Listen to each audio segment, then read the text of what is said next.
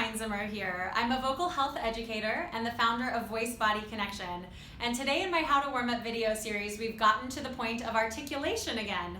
Now, last time we did articulation, we did something called plosives, right? They're the explosive sounds in the English language and of course many other languages. And today we're going to talk about nasals. Now, I know that nasal sounds maybe don't seem like they're as hard or like they're not important with our articulation, but actually they can be quite difficult. And if we can get really clear about our nasal sounds, it actually really helps with the clarity of all of our speech, okay? So there are three main nasal sounds in the English language that we use, and they are m, n, and ng. It's the ng sound like in the word walking, right? So these three sounds happen in different parts of our mouth. The m happens up at the lips, The n happens with the tip of the tongue coming up to the bumpy gum ridge. It's called the alveolar ridge, And the ng happens at the back of the mouth between the back of the tongue and the soft palate, okay? So we're going to practice these sounds, and we're actually going to really practice being able to buzz them continuously, because nasal sounds are what are called continuants. They can actually continue for a long time, okay?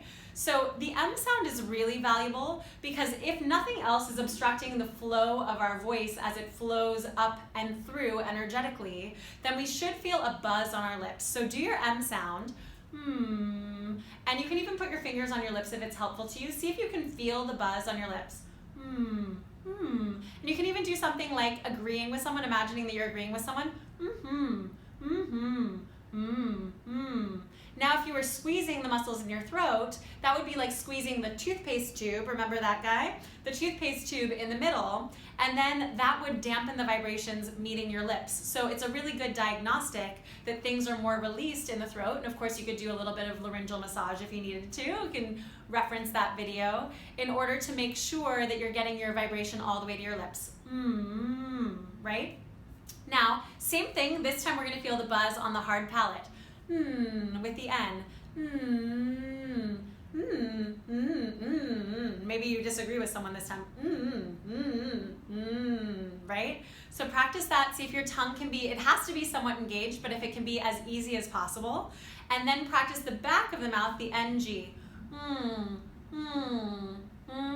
And do you see how I can actually leave my tongue tip behind my bottom front teeth and let just the back of my mouth engage? Now, don't be mistaken, even though we spell it in English NG, there's no actually release of the G here. There doesn't have to be. You can stay in the NG sound the whole time. Yeah, hear that? Okay, so now if we're gonna put this in context, I'm bridging over just a little bit into the language stuff.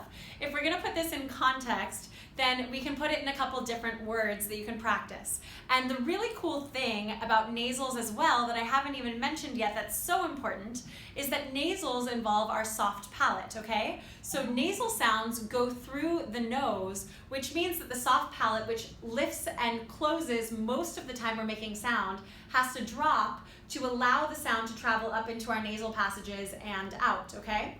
So when the soft palate drops, it needs to drop fully in order to make a very clear nasal sound, but then it needs to close fully in order to articulate with a sound that is coming out our mouth, which is most of the other sounds, all the sounds that are not nasal, okay? So if you put a nasal sound in juxtaposition with a plosive, or we'll learn about fricatives, or any other vowel, then what's going to happen is your soft palate has to lift up and lift up and lower very dexterously. So this is actually not only exercise for the lips, the tip of the tongue, and the back of the tongue, but also the soft palate, okay?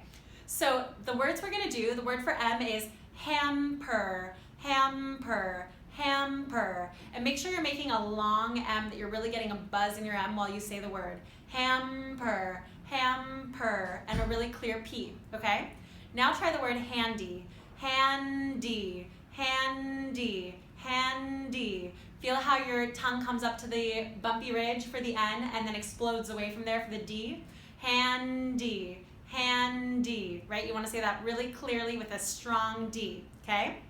If we practice one at the back, it's going to be hanger, hanger. And you will now hear a G sound because of the off glide. Hanger, hanger, hanger. Got that?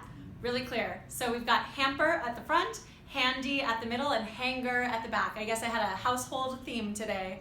Okay? Enjoy, practice these words, and next week we'll put our nasals in context in language.